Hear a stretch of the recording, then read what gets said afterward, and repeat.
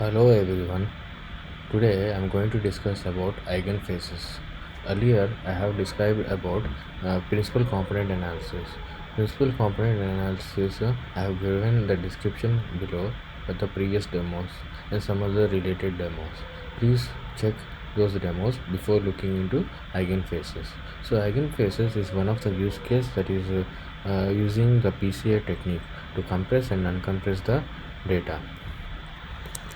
In the previous video, I have shown how the principal component analysis is done and how we are making the multi-feature subspace into sub-feature subspace so that it's easy to analyze the data with high variations of data.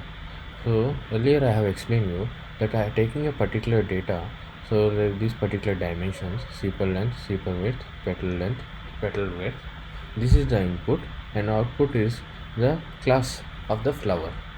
So with this multiple dimensions, it is difficult to construct a graph.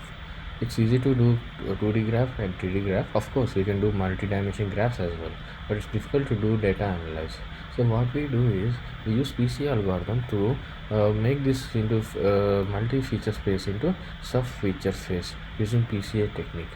So this particular logic algorithm I already explained in my previous video. Now we directly go into the conclusion.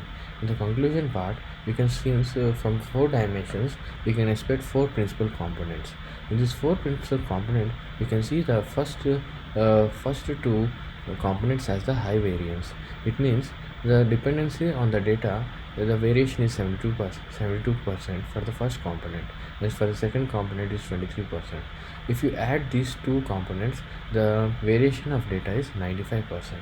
So it means with just 2 dimensions we can obtain or reconstruct the data, which is a big deal. You can see here with the help of 2 dimensions we are able to easily plot a graph and see the variations of the class of the flower. It's and with the loss of certain data, 95% you can consider it's more like a 95% accuracy or 95% variance. We call it 95% variance, not accuracy. So with this variance, with the loss of little data, we can able to predict the class of the flower based on the principal component obtained from the input of the new values. So this is about principal components. Now let us look into eigenfaces. So I have a directory. In the directory I have loaded the images. So images, you can see it's actually of dimensions of 4096. The given images, you can see the height and width of 64 pixels by 64 pixels. So when we load the data, we don't load the data as a 2 dimension. Instead we have this all the dimension in a sequential order in 4096 components for each value. I mean the each photo is a value for me. For each value is represented by 4096 by 1 vector. So it's easy to represent an image.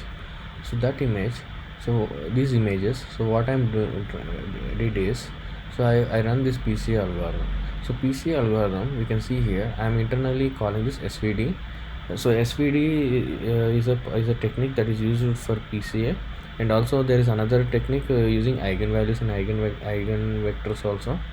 So this SVD I have given a demo. I have placed the link in the description below. You can watch what is about SVD, and also for the eigen.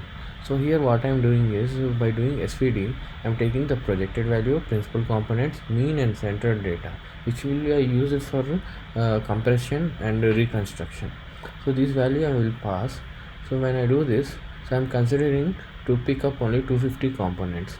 When I pick up 250 components, so when I consider 250 components, this is the data space I get in terms of eigenvalues and eigenvectors. So you can see the images are very lightly recognizable, but it's more like a compressed data. It's like the accumulation of multiple images over this eigenspace and eigenvector, so that's why it looks little bit familiar. Now this particular principal components we can reconstruct. If you see reconstruct, we are able to obtain the original images, which is the similar of, which is almost same as that of the original images. With the loss of little bit data, we are able to reconstruct the images. If you want to improve the images clarity, what you can do is we can have a thousand component, thousand number of principal components, which we get it from PCA algorithm. If we consider 1000 principal components and their eigenvalues with eigenvectors, this is how the data space will look like in a eigenspace and eigenvectors. So this one, when you reconstruct it, we see the images is little bit more clarity than compared to 250. So it's up to you to decide with how much data loss you want to have the image reconstruction. So in order to identify so what is the saturation level for all the PCA transformation. If you see here, I have written a similar PCA method as before, but here I'm using eigen method instead of SVD method. So here what I'm doing is I'm getting all the eigenvalues and eigenvectors, and I'm checking how many maximum components are here, and I'm running this. I'm getting the principal components, and then I'm plotting the graph just like this. If you see the previous demo, this is about accumulation of the variances. If you see, if the first component is 72, when first component is 72 and the second component is 23, when I accumulate these two components, it is 95. And when I accumulate these three components, it is 99. If I accumulate all the components, it will be 100. So similarly, I'm drawing the same graph. So out of 4096 components, what is the cumulative variance? If you see here 1000, for the 1000 principal components, almost 99% variation it is providing me.